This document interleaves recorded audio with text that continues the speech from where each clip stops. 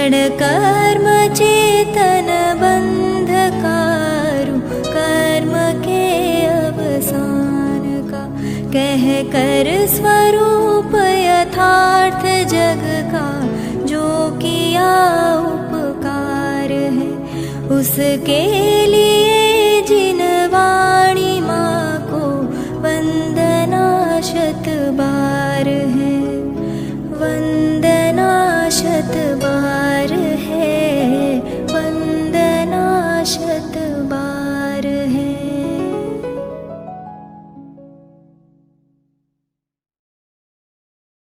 और उसे दुर्लभ कहेंगे तो उस पर विशेष ध्यान देंगे, इसलिए दुर्लभता की भावना भाते हैं। विभाव्यते, दुर्लभता है, ये बहुत दुर्लभ है, ये अब हमें समझाते हैं।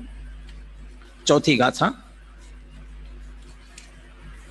मैं ही स्पष्ट उच्चारण कर रहा हूं, आप ध्यान से सुने, अपने में मिलाते हुए अर्थ करेंगे। फिर मैं आप में से, हमारे जो छात्र हैं उनसे दोहराएंगे। मैं दोहरा रहा हूं, आप दोहराएंगे नहीं, मैं सिर्फ सीधा बोल रहा हूं।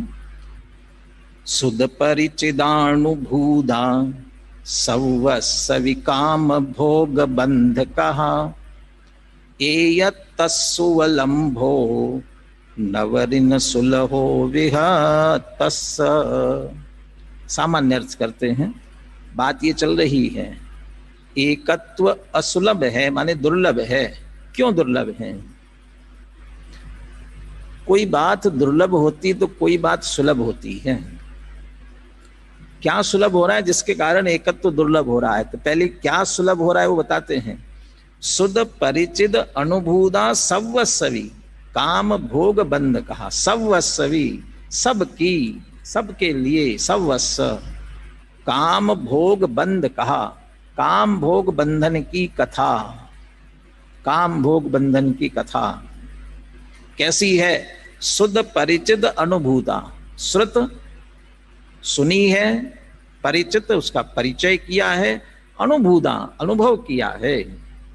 सवस्व, सवस्व माने सबकी, यहां ध्यान देना, सबकी का अर्थ है, इसका मतलब सिद्ध भगवान के लिए भी काम भोग बंधन की कथा।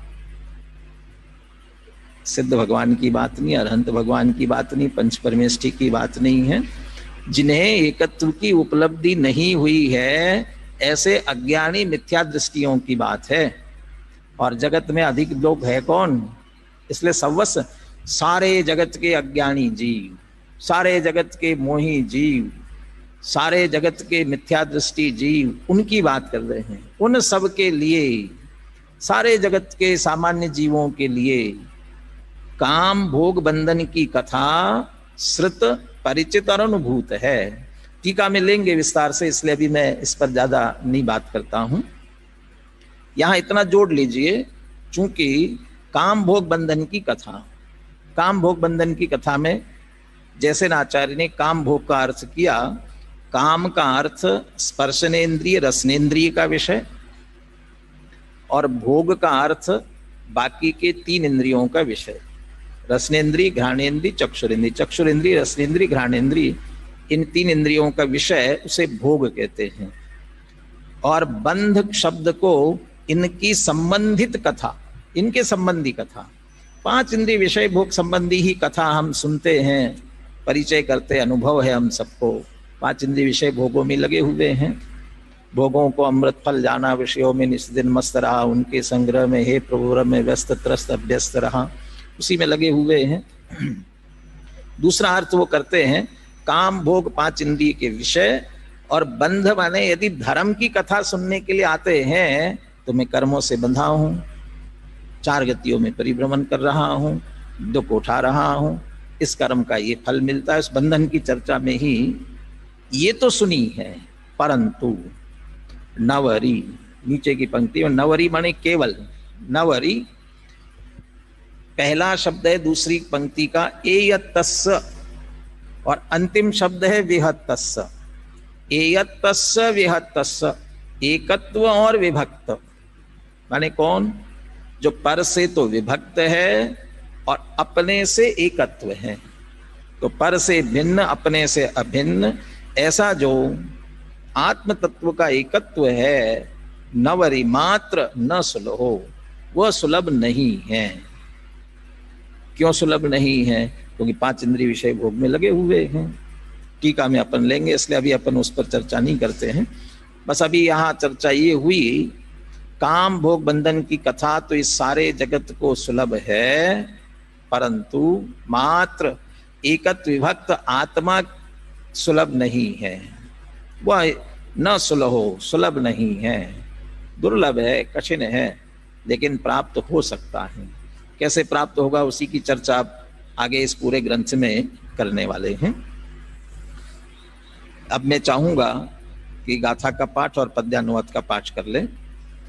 बोलिए, बुलवाइए।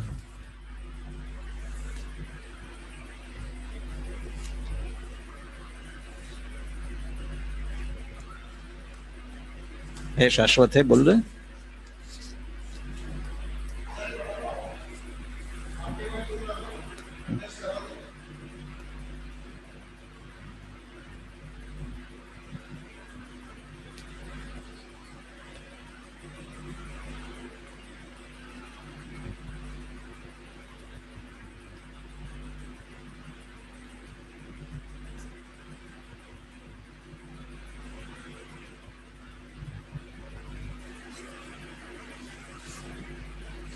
जी, आवाज आ रही है?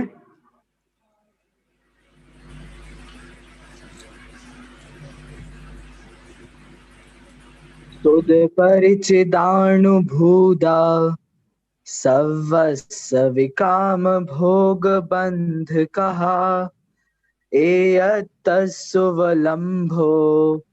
णवर्ण सुलहो विहतस्, सबकी सुनी अनुभूत परिचित भोग बंधन की कथा, पर से पृथक एकत्व की उपलब्धि केवल सुलभ ना। देखिए, गाथा से चर्चा हुई। एक बार मैं संस्कृत की टीका पूरी पढ़ता हूँ।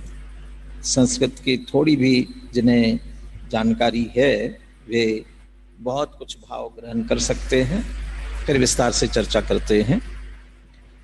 इह किल सकलस्यापि जीवलोकस्य संसार चक्र क्रोडाधिरोपितस्य अश्रांतम अनंत द्रव्य क्षेत्र काल भव भाव परावर्ते ही समुपक्रांत भ्रांते है, एक छत्रीकृत विश्वतया महता मोह ग्रहेण गौरिव बाह्यमानस्य प्रसवोजृंभित तृष्णातंकत्वेन व्यक्तांतराधेः उत्तम उत्तम्य मृग तृष्णायमानं विषय ग्रामम उपरुन्धानस्य परस्परम आचार्यत्वमाचरतः अनंतशः श्रुतपूर्वा अनंतशः परिचितपूर्वा अनंतशः अनुभूतपूर्वा च एकत्व विरुद्धत्वेन अत्यंत विसंवादिनी अपि काम भोगानुबद्धा कथा,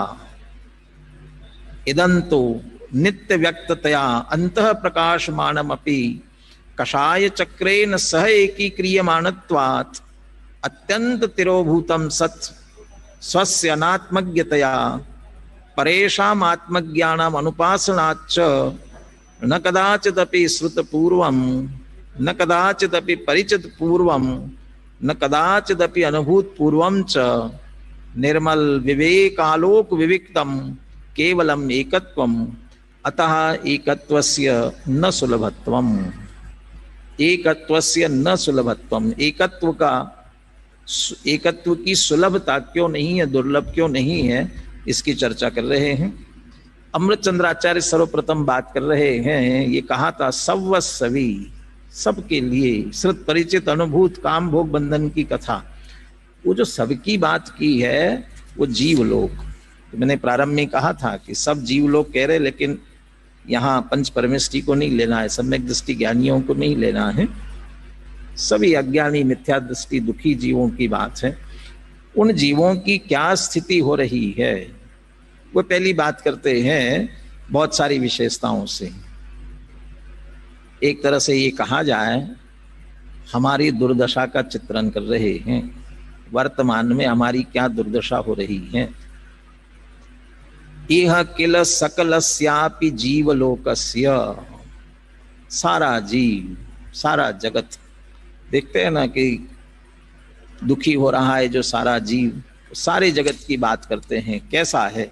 सबसे पहली बात करते हैं संसार चक्र क्रोडाधिरोपितस्य, संसार का चक्र, और क्रोड़ सीधा संस्कृत का हिंदी अर्थ किया जाए तो गोदी में बैठा है, जैसे बारूद के ढेर पर बैठा, ऐसे संसार चक्र की गोद में बैठा है। और संसार चक्र चल रहा है तो ये भी निरंतर चलता रहता है। चार गतियों में, चार गतियों का परिभ्रमण, अभी आगे बात करने वाले, पंच परावर्तन की बात भी करने वाले हैं। तो चार गति का जो चक्र चल रहा है उसके मध्य में स्थित है, मध्य में स्थित है। आप चक्र पर कहीं भी उंगली रखेंगे और दोनों तरफ नापेंगे तो बराबर निकलेगा, क्योंकि चक्र गोल होता है तो उसका जो भी आएगा वो मध्य ही कहलाता है। अनादि अनंत काल से परिभ्रमण करता हुआ जहां स्थित है वो मध्य ही कहलाएगा। एक तरह से संसार चक्र में पड़ा हुआ है, संसार चक्र में फंसा हुआ है। ये मैं अज्ञानी मिथ्या दृष्टि की बात क्यों कर रहा हूं? क्योंकि एक बार सम्यक्त प्राप्त कर लिया तो उसने ये संसार चक्र छेद दिया। कदाचित सम्यक्त छूटकर पुनः मिथ्यात्व में आ जाए, अर्धपुद्गल परावर्तन, उसके बाद निश्चित रूप से मुक्ति जाने वाला है, तो उसने तो चक्र तोड़ दिया। लेकिन जो अनादि मिथ्या दृष्टि अनादि काल से अज्ञानी है वो तो संसार चक्र के मध्य में पड़े हैं, चक्र घूम रहा है तो उसके साथ चार गतियों में परिभ्रमण कर रहे हैं। अकेला चार गति का परिभ्रमण नहीं चल रहा है, उसके साथ साथ दूसरा परिभ्रमण चल रहा है। कौन सा? अश्रांतम अनंत द्रव्य क्षेत्र काल भव भाव परावर्ते ही समुपक्रांत भ्रांते। वो चक्र और चक्र को भी भ्रांति, गति मिली हुई है और घूम रहा है तेजी से। समुपक्रांत भ्रांते, भ्रांति प्राप्त है, भ्रांति को प्राप्त, भ्रमण को प्राप्त। कौन से? द्रव्य क्षेत्र काल भव और भाव, जो पंच परावर्तन कहलाते हैं। विशेष जानना हो तो आप करणान योग के ग्रंथों से इसे समझ लेना। वो पंच परावर्तन, कितने परावर्तन कर लिए अभी तक? अनंत, क्योंकि अनादि काल से संसार में परिभ्रमण के अलावा कर क्या रहे हैं? अनंत। और थोड़ी देर तो विश्रांति मिलती होगी कि अश्रांतम, बिना रुके, अश्रांतम बिना रुके, निरंतर लगातार अनंत द्रव्य क्षेत्र काल भव और भाव, इन पांच परावर्तन से जो भ्रमण को प्राप्त है, निरंतर घूम रहा है। माने डबल परिभ्रमण चल रहा है, चार गति का भी और उसके साथ में पंच परावर्तन का। घूमने में आनंद आ रहा हो तो ठीक है, लेकिन इस भ्रमण में दुख ही दुख है। कैसा दुख? देखिए, एक छत्रीकृत विश्वतया महता मोह ग्रहेण गोहो इव बाह्य मानस्य। घूम रहा हो तो ठीक है, लेकिन माथे पे बोझा रखा दिया जाए तो? और कैसा बोझा कह रहे हैं? जैसे बैलगाड़ियों में बैल जुत जाता है, हल में बैल को जोत दिया जाता है और वो जैसे वह भार खींचता रहता है, ऐसा ही हमसे भी कोई भार का वहन करा रहा है। कौन है वह? महता मोह ग्रहे न, बड़ा भारी पिशाच है, भूत है, सबको भूत लगा। जैसे किसी को भूत लगा हो तो शांति से नहीं बैठता ना, भागता है यहाँ से वहां, वहां से यहाँ, भूत लगा हुआ व्यक्ति। ऐसे हम न दिन में चैन न रात में चैन, किसी ने कविता लिखी थी, और फिर भी कहलाते जैन। न दिन में चैन न रात में चैन, दिन रात किसमें पड़े हुए हैं? क्यों बेचैन? कौन बेचैन कर रहा है? ये भूत। कौन सा? कि मोह ग्रहे न, मोह रूपी पिशाच। कैसा है? कि महता, महान। कैसा? मोह महामद पियो अनादि, अनादि से लगाए छूटता ही नहीं है, इसलिए महता। दूसरी महानता क्या इसकी?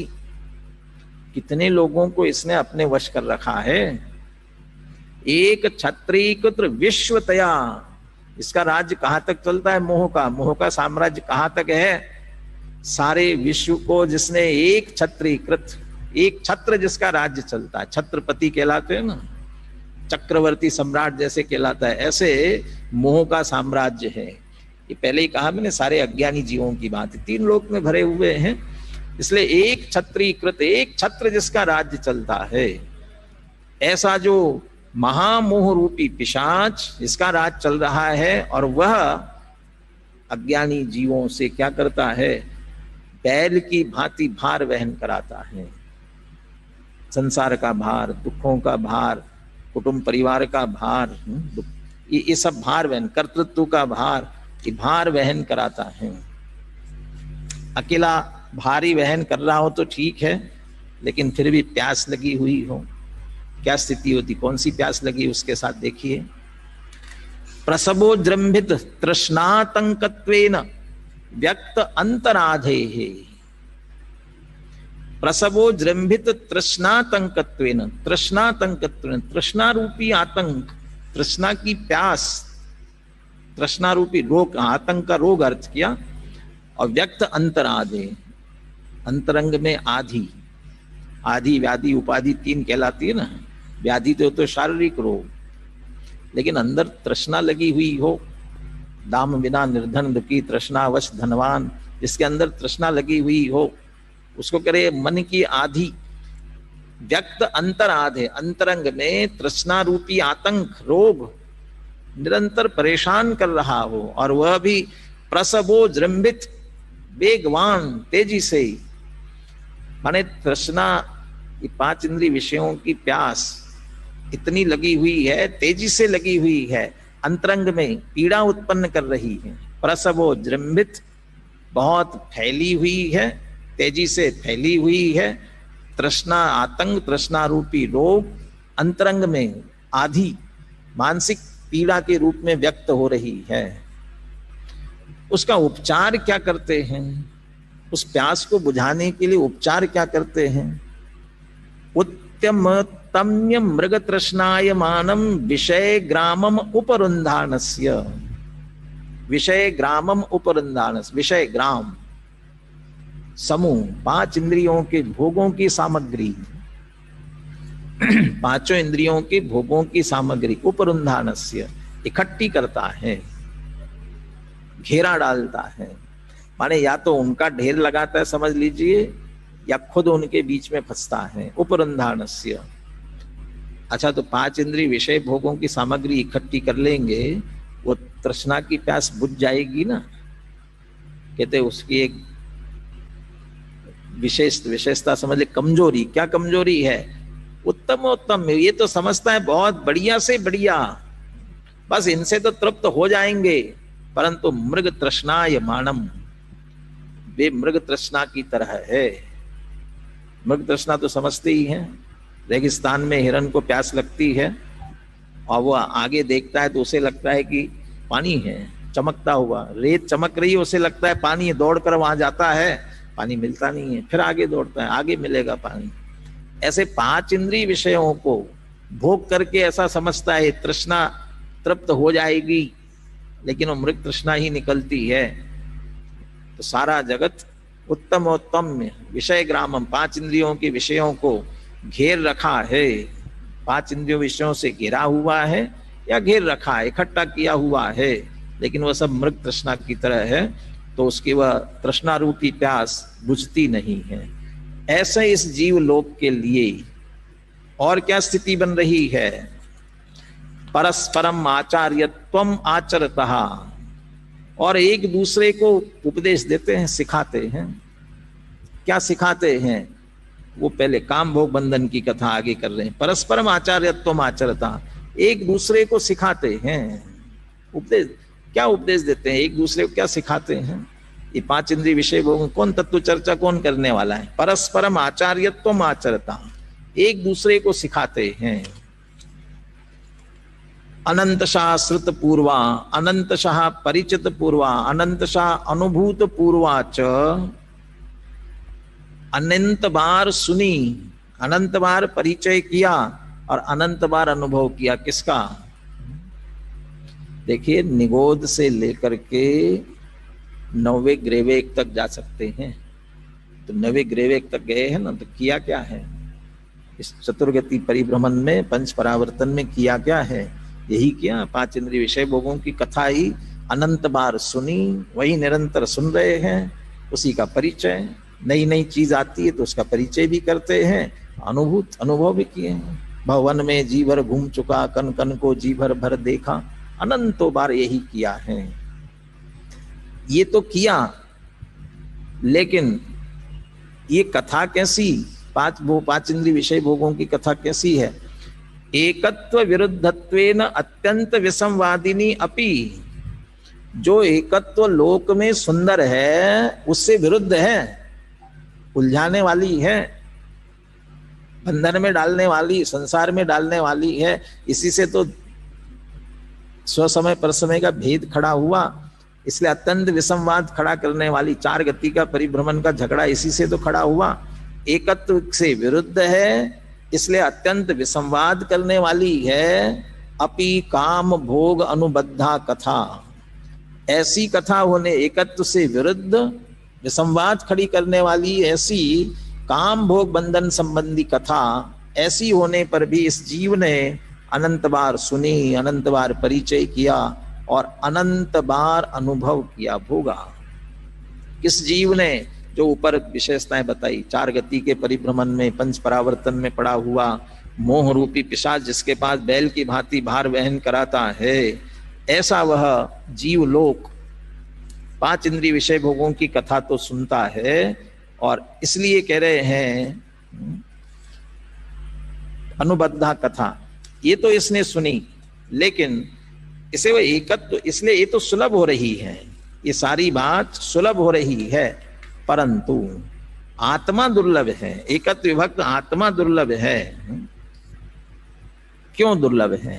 वो एकत्व आत्मा की दुर्लभता की बात करते हैं।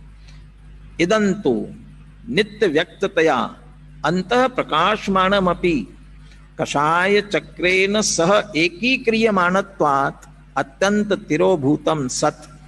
कौन है तिरोभूतम सत? वो थोड़ा आगे पढ़ते हैं अपन। वो एकत्व की बात कर रहे हैं। हमारा जो एकत्व है केवलम एकत्वम, एकत्व कैसा है? इदंतु नित्य व्यक्ततया अंतः प्रकाशमानमपि, वो एकत्व विभक्त आत्मा यही अंतरंग, हम स्वयं ही तो है और नित्य प्रकाशमान है। ज्ञान की प्रतिपल उठे तरंग, झांकता उसमें आत्म राम। वो एकत्व विभक्त आत्मा नित्य व्यक्ततया अंतः प्रकाशमानम, अंतरंग में नित्य प्रगट रूप से प्रकाशमान है। अपि, ये अपि शब्द अनेकों बार आएगा अमृतचंद्राचार्य का। अपि वो समझ लेना टोडरमल जी का परंतु है। परंतु ये प्रकाशमान होने पर भी फिर दुर्लभ क्यों हो रहा है? कषाय चक्रेन सह एकीक्रियमाणत्वात् अत्यंत तिरोभूतम सत। लेकिन कषायों के समूह के साथ एक में किया गया और इसलिए अत्यंत तिरोभूत हो रहा है, छुप गया, कषायों के पीछे छुप गया। जब भी अंदर थोड़ा झांकने की कोशिश करते हैं, क्या परिणाम आते हैं?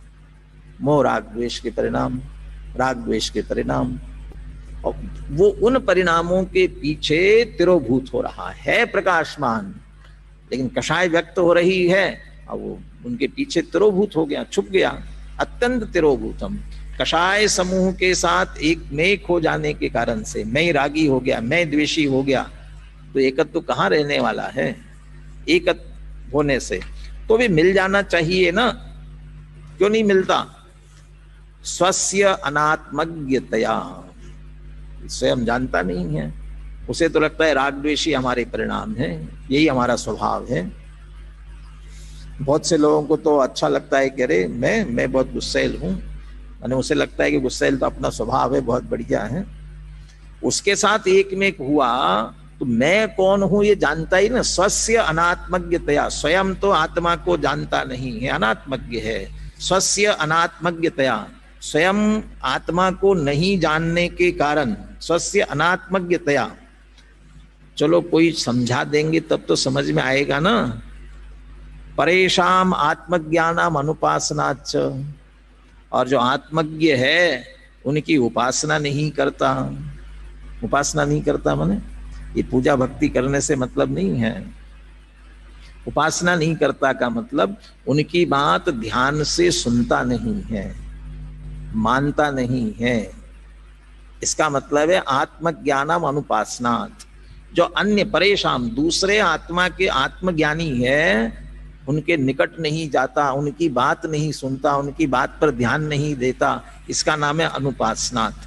आत्मज्ञानियों की अनुपासना करने से, उपासना नहीं करने से, जब उनके निकट ही नहीं गए तो फिर न कदाचिदपि श्रुत पूर्वम, न कदाचिदपि परिचित पूर्वम, न कदाचिदपि अनुभूत पूर्वम च। न पहले कभी सुनी, न कभी परिचय किया और न कभी अनुभव किया। नहीं साहब, सुनी वाली बात तो नहीं कह सकते हो। बहुत बार तो हम ये कहते हैं ना, ये तो अनेकों बार समूह शरण में जाकर के वापस आया। अरे कान में पढ़ना इसका नाम सुनना नहीं होता है। सुनना तो तभी कहलाता है जब तदनुसार क्रिया होवे। तो तदनुसार क्रिया नहीं हुई इसका मतलब नहीं सुना। सुना नहीं, परिचय नहीं किया और न कभी अनुभव किया। किसका? निर्मल विवेक आलोक विविक्तम केवलम एकत्वम। जो अंतरंग में प्रकाशमान है एकत्व प्राप्त तो हो सकता है। कैसे प्राप्त हो सकता है? देखिए, इसके साथ साथ प्राप्त करने का उपाय भी बता सकते हैं। मिल सकता है कैसे? निर्मल विवेक आलोक विविक्तम। निर्मल विवेक माने भेद विज्ञान। भेद विज्ञान के प्रकाश से जिसे भिन्न किया जा सकता है, ऐसा जो केवल एकत्व है, पर से भिन्न, अपने से अभिन्न, जो निर्मल विवेक आलोक विविक्तम, निर्मल भेद विज्ञान के प्रकाश से जिसे प्रकट किया जा सकता है, ऐसा जो एकत्व है, वह उसके संदर्भ में न पहले कभी सुना, न कभी परिचय किया, न कभी अनुभव किया। इसलिए स्वयं अनात्मज्ञ है, जानते नहीं आत्मा को। और जो पर आत्मा के ज्ञानी, आत्मज्ञानी है, उनकी निकटता करते नहीं, उनकी बात सुनते नहीं, अनुपासनाच्च। इसलिए अतः एकत्वस्य न सुलभत्वम। इसलिए वह एकत्व अर्थात एकत्व विभक्त आत्मा हमारे लिए सुलभ नहीं हो रहा है, ये दुर्लभ है। इस तरह से एक तरह से इसकी दुर्लभता बताई। और ये वस्तु स्थिति हमें अनुभव करना चाहिए। हम पांच इंद्रिय विषय भोगों में इतने लगे हुए हैं, हमें फुर्सत ही नहीं है आत्मा की बात सुनने की। स्वाध्याय के लिए कहते तो कहते फुर्सत नहीं है। किसके लिए फुर्सत है? तो अनादिकाल से करते आ रहे हैं, वही चलते रहने वाला है। इसलिए कह रही अत्यंत दुर्लभ है। और अब कहते हैं आगे, इसीलिए पांचवी गाथा,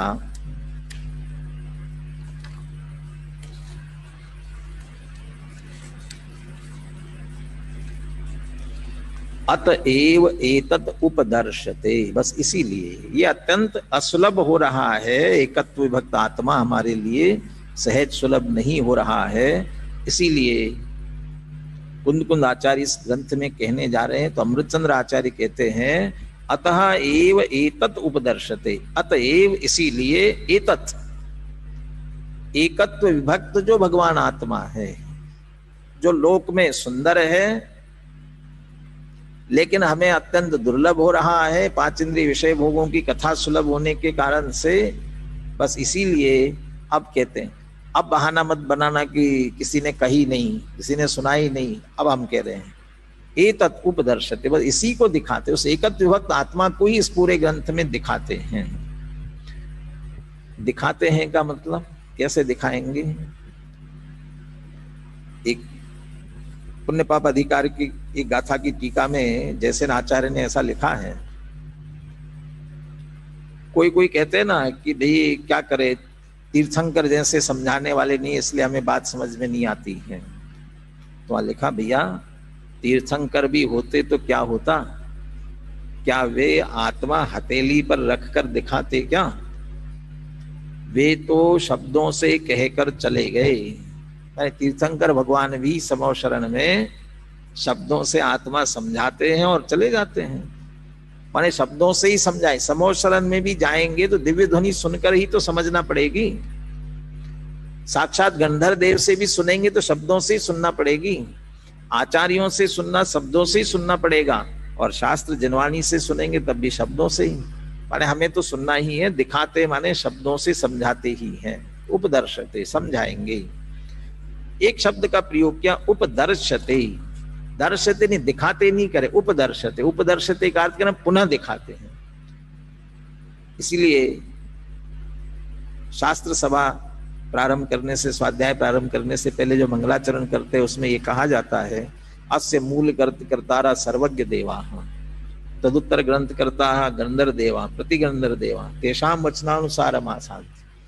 माने ये भगवान आत्मा सबसे पहले तीर्थंकर भगवान ने दिखाया है, पर उनकी परंपरा से आगे आगे आया हुआ हमारे पास तक आया है, पर हम उसे पुनः दिखा रहे हैं वैसे के वैसे, उन्हीं के अनुसार। इसलिए उपदर्शते शब्द का प्रयोग, अतएव एतत् उपदर्शते। बस इसीलिए उस एकत्व विभक्त आत्मा को पुनः कहते हैं। जनवाणी में तो कहा ही हुआ है, पुनः कहते हैं। कैसे कहते हैं? कोई बात कहने जाते हैं ना, तो साथ में भैया ध्यान से सुनना, ध्यान रखना। क्या ध्यान रखना ये भी कहते हैं, कैसे सुनना, क्या करना, और क्या कैसे ध्यान रखना, ये बात भी इसके साथ में कह रहे हैं। 5वीं गाथा में बोल रहा हूं, तम ये यत् विहत्तम दाये हम अपनो सविहवेन, जदि दाये जपमाणम चुक्के ज छलम न घेतवम। थोड़ा आपको गति अधिक लग रही होगी, लेकिन अपन ने पहले नक्की किया है कि मूल से ही चलना है, प्रवचन नहीं है, मूल से समझते हुए चलना है, और दोनों गाथा पूरी करने की बात है। इसलिए आपको भी उसी अनुसार एकाग्रता से सुनते हुए आगे बढ़ना है। अब कहते तम एयत विहत्तम दाए हम, उसी एकत्व विभक्त को दिखाता हूं। दाए हम, दिखाता हूं। इसमें आ गई बात, कौन दिखाता हूं? मैं दिखाता हूं। तो मैं माने कौन? क्योंकि कुंद आचार्य की गाथा है, इसलिए कुंद आचार्य कह रहे हैं उसी एकत्व विभक्त। किसे? जिसको पिछली गाथा में कहा था कि जो सुलभ नहीं है, अत्यंत दुर्लभ है, उस एकत्व विभक्त आत्मा को दाए हम दिखाता हूं। कैसे दिखाता हूं? अपनो सविहवेन, अपनो आत्मा के अपने निज, सविहव, विहव माने वैभव, स्वविभव, अपने निज वैभव से दिखाता हूं। कुंद आचार्य कह रहे हैं मैं अपने निज वैभव से दिखाता हूं। आचार्य कुंद तिल तुष मात्र संग नहीं जिनके भावलिंगी संत। अब वो कह रहे कि मैं पूरे वैभव से दिखाता हूं। तो आचार्य कुंद देव का वैभव क्या होगा? आपने तो सुना होगा पंच परमेष्टि के स्वरूप में आचार्य कौन बनते हैं? रत्नत्रय की अधिकता से जो संघ के अधिपति बनते हैं। रत्नत्रय की अधिकता माने क्या अधिक है उनके पास? रत्नत्रय। इसका मतलब सम्यक दर्शन, ज्ञान, चारित्र, ये वैभव उनका। और खास करके समझना समझने की, समझना समझाने की बात है तो ज्ञान वैभव। तो अपने निज वैभव से दिखाते माने ज्ञान वैभव से ही। अमृतचंद्र आचार्य बहुत अच्छी चर्चा करने वाले हैं टीका में, उस ज्ञान वैभव की उत्पत्ति कैसे हुई, कैसे प्रकट किया उन्होंने ज्ञान वैभव। जिस ज्ञान वैभव से हमें दिखाने जा रहे हैं वो प्रकट कैसे हुआ है, बहुत सुंदर चर्चा करेंगे। अभी तो ये कह रहे हैं अमृत कुंद आचार्य, मैं उस एकत्व विभक्त आत्मा को अपनो सविहवेन दाए हम, अपने संपूर्ण निज वैभव से दिखाता हूं। ये तो मेरी जिम्मेदारी, मैं दिखाता हूं, लेकिन आपकी भी एक जिम्मेदारी है। क्या जिम्मेदारी है? यदि दाए जपमानम, यदि मैं दिखाऊं, समझाऊं, पमानम, प्रमाण करना। इसकी भी चर्चा टीका में और आएगी। अभी सिर्फ इतना समझ लीजिए, बस सुन करके मत चले जाना, और मैंने कहा इसलिए भी मत मान लेना। क्या करना? स्वयं प्रमाण करना, अपनी गांठ की अकल भी खर्च करना, और स्वयं प्रमाणित करोगे तो आपकी बात होगी। ये तो बाबा वाक्यम प्रमाणम से काम नहीं चलेगा। इसलिए यदि दाएज प्रमाण, यदि दिखाऊं तो प्रमाण करना। और एक और सावधानी कह रहे हैं, चुक्केज छलम न घेतवम, और कहीं चूक जाऊं तो छल ग्रहण मत करना। तो चूक जाऊं, कुंद कुंद आचार्य, मंगलम कुंद कुंदाद्यो, जिनको याद करते हैं भगवान महावीर और गौतम गंधर्व के बाद, वो कह रहे हैं चूक जाऊं, इसका क्या मतलब है भैया? वो कह रहे हैं हम अल्पज्ञ ही है, छद्मस्त ही है, भूल हो सकती है। किसमें? अक्षर मात्र पदस्वर हीनम, ये अक्षर में, मात्रा में, पद में कहीं भूल हो सकती है, इनमें भूल हो सकती, भाव में कहीं भूल नहीं होगी, ये बात पक्की है।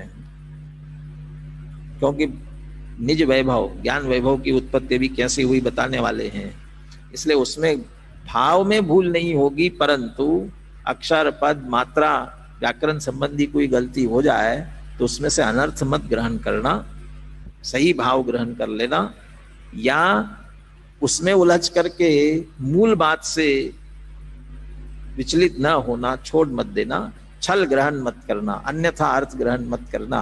ये भी हमें सावधानी आचार्य दे रहे हैं। बोले गाथा और पद्यानुवाद के साथ एक बार बुलवा लीजिए। तम में अत विहतम दाये हम अपनो सविहवेण, जदि दाये जपमाणम चुक्केज छलम न घेतवम। निज विभव से कत्व ही दिखला रहा करना मनन, पर नहीं करना छल ग्रहण, यदि हो कहीं कुछ स्खलन। जिन्होंने अनुशीलन पढ़ा होगा उस पर ध्यान गया होगा कि भाई कुछ लोग खुश हो रहे होंगे, देखो आचार्य पहले से कह रहे हैं छल ग्रहण माने चूक जाऊं तो छल ग्रहण नहीं करना, उन्हें आचार्य भी चूक सकते हैं, ऐसे खुश मत होना।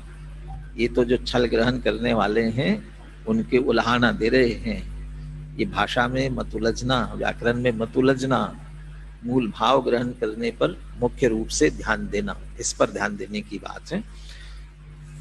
अब अमृतचंद्र आचार्य इसकी जो व्याख्या करते हैं, एक बार मैं पूरी टीका पढ़ लेता हूं, फिर पुनः चर्चा करते हैं विस्तार से। यह किल सकलोद्भासी स्यात्पद मुद्रित शब्द ब्रह्म उपासन जन्म, समस्त विपक्ष क्षोध क्षम अति निस्तुष युक्त अवलंबन जन्म, निर्मल विज्ञान घन अंतर निमग्न परापर गुरु प्रसादीकृत शुद्धात्म तत्वानुशासन जन्म, अनावरत संधि सुंदर आनंद मुद्रित अमंद संवेदात्मक स्वसंवेदन जन्माच, यह कश्चनापि मम आत्मनः स्वविभवः तेन समस्तेनाप्ययम् तम एकत्व विभक्तम आत्मानं दर्शयेऽहम् इति बद्ध व्यवसायोऽस्मि, किंतु यदि दर्शयेयम् तदा स्वयमेव स्वानुभव प्रत्यक्षेन परीक्ष प्रमाणीकर्तव्यम्, यदि तु स्खलेयम् तदा तु न छल ग्रहण जागरूकैर भवितव्यम्। ये पूरी टीका है। सबसे पहले की चर्चा की है जो सविहवेन, अपनो सविहवेन, निज वैभव से बताने की बात की। वो जो आचार्य कुंद कुंद देव का ज्ञान वैभव है, वो ज्ञान वैभव उत्पन्न कैसे हुआ? वो उत्पन्न हुआ, उसके लिए टीका में शब्द प्रयोग कर रहे हैं जन्मा। जन्म कैसे हुआ उसका? ज्ञान वैभव का जन्म कैसे हुआ है? उस ज्ञान वैभव की उत्पत्ति के साधन क्या है? देखिए, उन साधनों में जो स्वाध्यायी है उन्हें ख्याल में है, 4 विशेष बातों की चर्चा पुनः पुनः की जाती है। जयचंद जी छाबड़ा ने जिनको सरल भाषा में कहा हुआ है उन्हीं की चर्चा है। आगम का सेवन, युक्ति का अवलंबन, पर अपर गुरु का उपदेश और स्वानुभव, ये 4 बातें।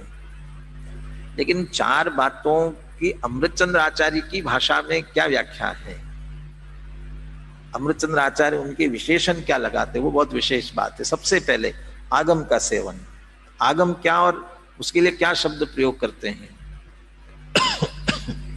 इह किल सकलोद्भासी स्यात् पद मुद्रित शब्द ब्रह्म उपासन जन्मा।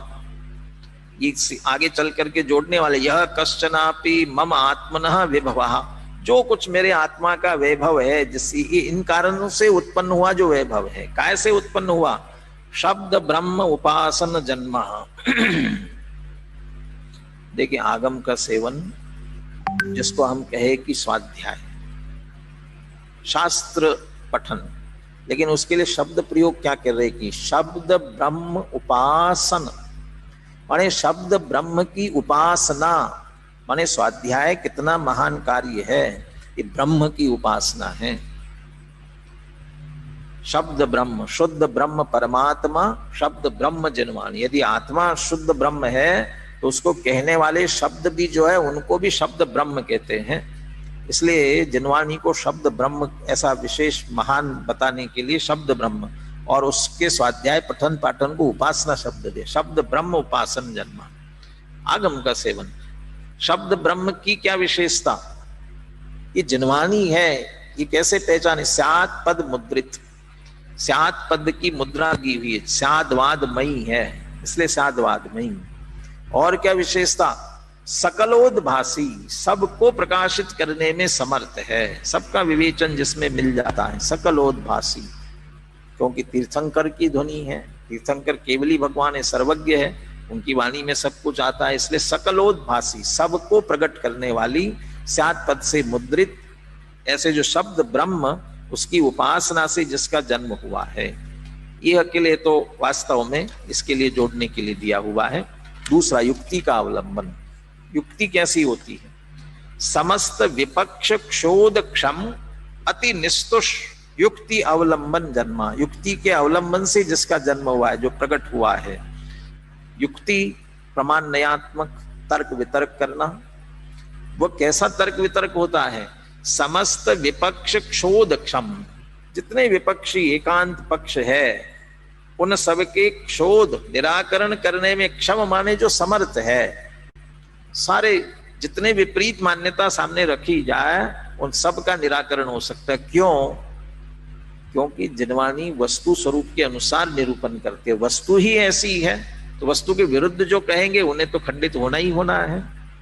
इसलिए समस्त विपक्ष क्षोध क्षम, सारे विपक्षियों के जो विभिन्न मत पक्ष है उनके क्षोध निराकरण करने में क्षम माने समर्थ। और कैसी, अति निस्तुष, थोड़ा सा भी दोष होगा, चावल के ऊपर तुष लगा होता है ना, लालिमा भी, वो भी तुष, और उससे भी निस्तुष, तब सफेद शुभ्र होता है। ऐसे युक्ति में थोड़ा सा दोष होगा तो सिद्ध नहीं कर पाएगा, इसलिए अति निस्तुष निर्दोष ऐसे युक्ति का अवलंबन लेकर के जिसका जन्म हुआ है, तर्क वितर्क से। इसका अर्थ जिनवाणी ने जैसा कहा वैसा नहीं माना है, स्वयं ने तर्क वितर्क करके निर्णय किया है। जिनवाणी पढ़ा, लेकिन अभी के आचार्यों के साथ, गुरुओं के साथ भी जुड़ना, परापर गुरु का उपदेश। कैसे परापर गुरु, और कैसे उनका उपदेश मिला, निर्मल विज्ञान घन अंतर निमग्न परापर गुरु प्रसादीकृत शुद्धात्म तत्व अनुशासन जन्मा।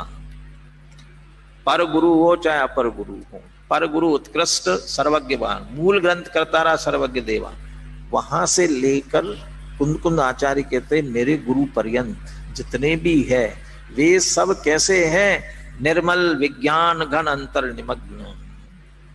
विज्ञान घन, निर्मल, ऐसा जो अपना आत्मस्वरूप उसमें निमग्न रहने वाले, ऐसे जो परापर गुरु, और उनसे जो प्रसाद मिला। अच्छा, जैन मंदिरों में प्रसाद बंटता है, ये प्रसाद है जो जिनवाणी हमको मिली, उनसे उपदेश मिला, यही प्रसाद, प्रसादीकृत, उनके प्रसाद के रूप में प्राप्त। क्या मिला? शुद्धात्म तत्व अनुशासन। अनुशासन माने उपदेश। शुद्धात्म तत्व का जो उपदेश मिला है उससे जन्म हुआ। और बातें नहीं मिली क्या? और तो बातें मिली। लेकिन वो सारी यदि सुनी और शुद्धात्म तत्व की बात न सुनी और समझी तो सम्यक ज्ञान प्रकट हो ही नहीं सकता है।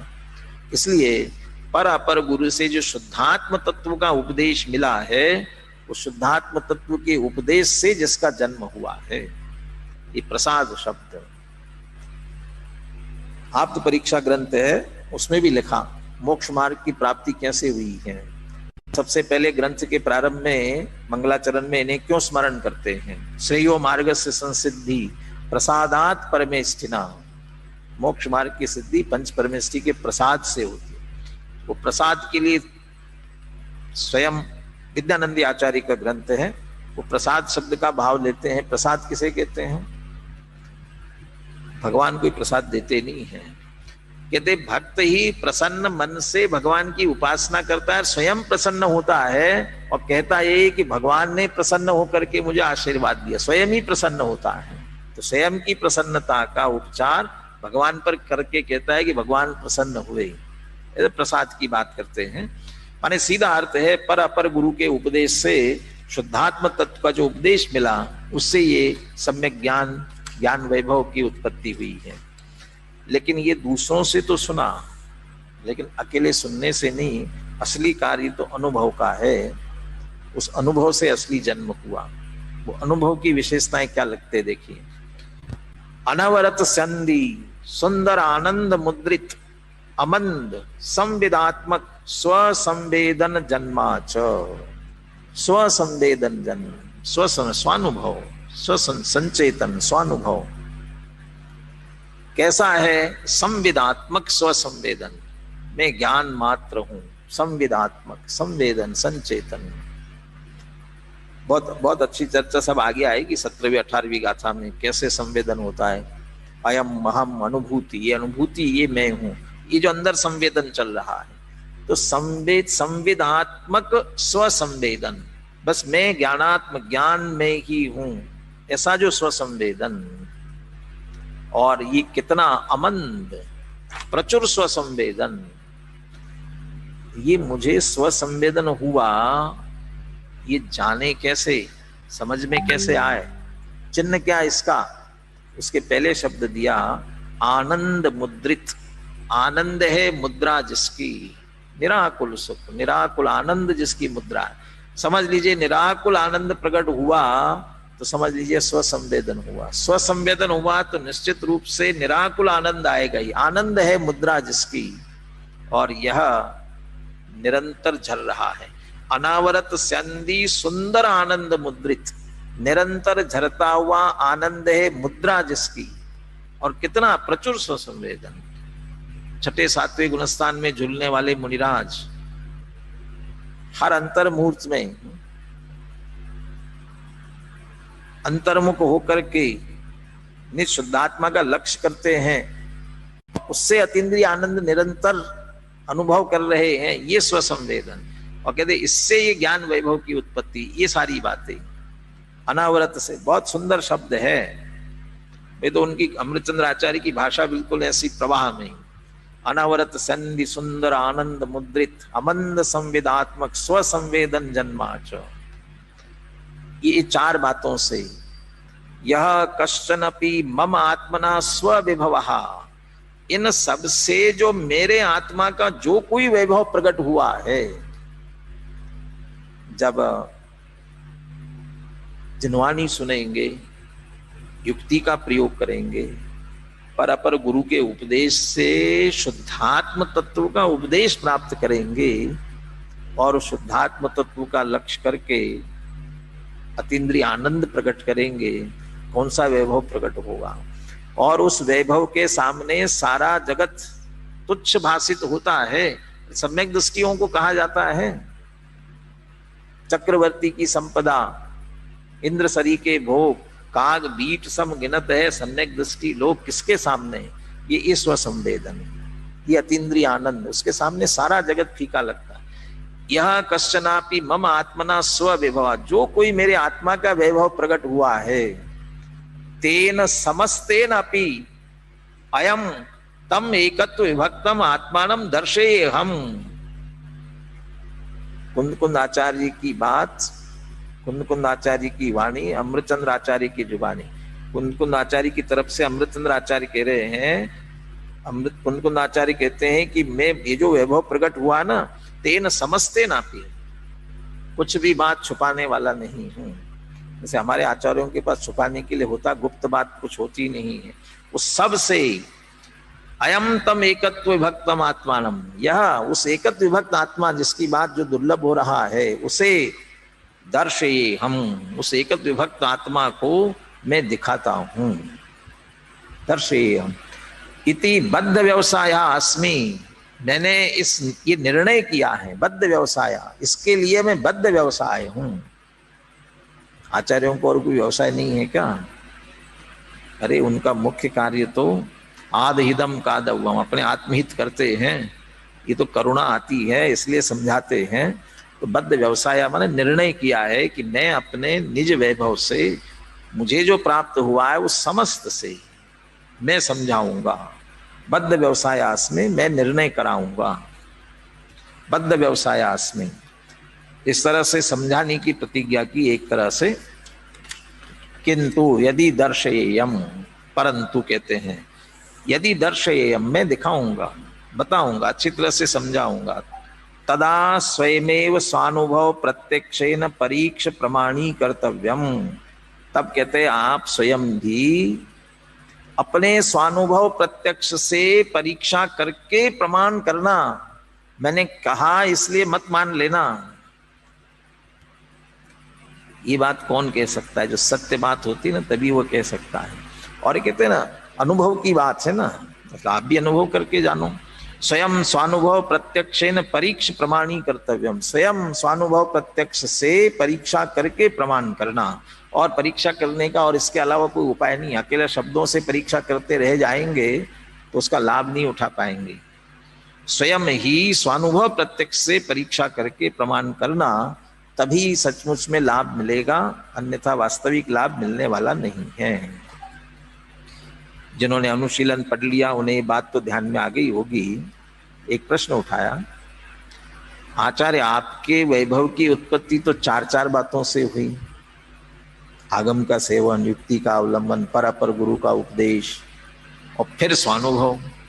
और हमसे कह रहे कि स्वानुभव प्रत्यक्ष प्रमाणी कर्तव्य, बस अकेला स्वानुभव प्रत्यक्ष से प्रमाण करना। कह रहे इतनी बात तो आचार्य ने स्वयं आगम के सेवन, युक्ति के अवलंबन, पर गुरु के उपदेश के द्वारा सब ले करके निर्णय करके हमारे लिए तैयार करके दी है। पर हमें तो स्वानुभव प्रत्यक्ष से प्रमाण करना है, इतना करना। समय हो, बुद्धि हो विशेष, आप भी करो, खूब स्वाध्याय करो, खूब युक्ति लगाओ, तर्क युक्ति लगाओ, बहुत अच्छी बात है, लेकिन स्वानुभव। और यदि ये नहीं है तो माल तैयार है, बस स्वानुभव के द्वारा उसका प्रत्यक्ष करके प्रमाण कर लो। दृष्टांत दिया छोटा सा। हाँ, कोई ये कहे कि आचार्य जब 3 कार्य आपने ही किए हैं तो स्वानुभव प्रत्यक्ष भी आप ही करो ना। स्वानुभव प्रत्यक्ष हाँ हम तो कर ही रहे हैं ना, लेकिन उसका लाभ किसे मिलेगा? उसके लिए दृष्टांत दिया, यदि हम कमा नहीं सकते हो तो कोई कमाकर हमको दे सकता है। यदि खाना बनाना नहीं आता हो तो बनाकर दे सकता है। कदाचित हमारे हाथ में फ्रैक्चर हो, हाथ में कुछ तकलीफ हो तो कोई हमें मुंह में खिला सकता है। और कदाचित दांत भी खराब हो, चबाने के लिए भी दिक्कत हो रही हो तो कोई ऐसा खाना भी बना करके दे सकता है कि वह आपको चबाना भी नहीं पड़े, परंतु निगलना किसे पड़ेगा। कोई माँ बच्चे को खिला रही हो और बढ़िया बेटा तुमको तो बस निगलते जाओ, तो बेटा ये कहे कि माँ इतना सब आपने किया है तो निगलने का काम भी आप करो, तो माँ कहेगी बेटा मेरा पेट भरेगा, तुम्हारा नहीं भरेगा। ऐसे ही स्वानुभव नहीं करेंगे तो हमारा लाभ जो हमें मिलना है वो लाभ नहीं मिल सकेगा। कदाचित 3 कार्य न भी करे तो भी कुंद आचार्य, अमृतचंद्र आचार्य, हमारे पूर्व आचार्यों ने तर्क से, युक्ति से शुद्धात्म तत्व की बात हमारे सामने रखी है, उसे स्वानुभव से प्रत्यक्ष करके हमें प्रमाण करना है। और उसका अनुभव करना है, तो निश्चित रूप से उसकी प्राप्ति होगी। और अंत में सावधान करते हैं, यदि तु स्खलेयम तदा तु न छल ग्रहण जागरूकैहि भवितव्यम। लेकिन यदि स्खलित हो जाऊं, कहीं भाषा में चूक जाऊं, तो छल ग्रहण मत करना, भाषा में मत उलझना। सुधी सुधार पढ़ो सदा कहते ही हैं सभी ज्ञानी जन, भैया सुधार करके समझ लेना, मूल बात समझने की कोशिश करना, छल ग्रहण करने के लिए जागरूक नहीं रहना चाहिए। इस प्रकरण की अंतिम बात, कुंद आचार्य समस्ते नापि निज वैभव न, सारे वैभव से बात क्यों करते हैं। दूसरी बात, जब कुंद आचार्य ये कह रहे हैं मैं अपने संपूर्ण निज वैभव से दिखाता हूं, तो हमें वो बात ग्रहण करनी है, तो हमें क्या करना पड़ेगा। अंतिम बात, जिसका जो मूल्य होता है वह पूर्ण चुकाने पर ही वह वस्तु मिलती है। लोक में जाएंगे तो जो मूल्य होगा चुकाना पड़ेगा ना, तभी तो आपको मिलेगी। कदाचित डिस्काउंट मिल जाए, डिस्काउंट मिले तो समझ लेना वो उसके मूल्य ही उतना है, घाटा खा के तो कोई देने वाला नहीं है। जिसका जो मूल्य होता है वो चुकाना पड़ता है। एकत्व विभक्त आत्मा को प्राप्त करने का मूल्य क्या है, क्या मूल्य है इसका। देखिए, ज्ञान वैभव की उत्पत्ति की बात थी, इसलिए ये पॉइंट लिखा, 11 पूर्व का किन्हीं को ज्ञान हो तो भी ज्ञान वैभव की प्राप्ति नहीं होती है। 11 पूर्व इतना कर लिया तो हो जाना चाहिए ना, उनको नहीं होती है। और तुष्माशम घोषण तो माने शिवभूति मुनिराज थे ना, बस इतना सही जानते थे। तुष भिन्न है, मांस भिन्न है, इसका मतलब ये है दाल अलग छिलका अलग। उसी तरह ये कषाय चक्रेन स एकीक्रियमाणम तिरोभूतम एकत्वम, जो हमारा एकत्व कषाय के साथ एक में खो रहा है ना, ये भिन्न है, राग भिन्न है, ज्ञान भिन्न है। ज्ञान स्वरूप आत्मा में भिन्न हूं, बस इतना जानते थे। राग भिन्न ज्ञान भिन्न, तो इतना ही जानते थे और कुछ नहीं जानते थे। उन्हें ज्ञान वैभव की प्राप्ति हुई, केवल ज्ञान की प्राप्ति हुई। और 11 पूर्व पढ़ने वालों को क्यों नहीं हुई, बस सर्वस्व समर्पण की आवश्यकता है।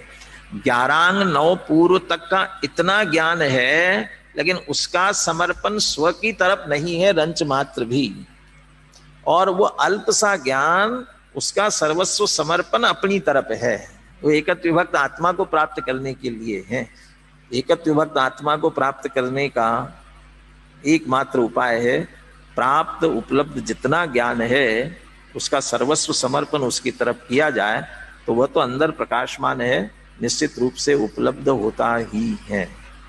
ऐसा एकत्व विभक्त आत्मा हम सबको प्राप्त हो, इसी मंगल भावना के साथ आज की चर्चा हम पूर्ण कर रहे हैं।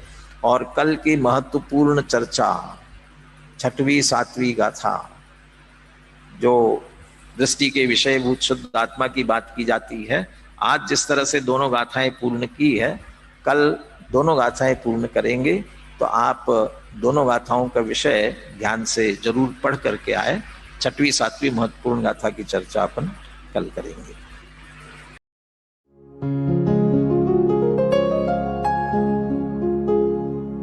निज निधि निज में बताए, यह अनंत उपकार है उसके लिए जिन वाणी माँ को वंदना शत बार है, वंदना शत बार है, वंदना शत बार है।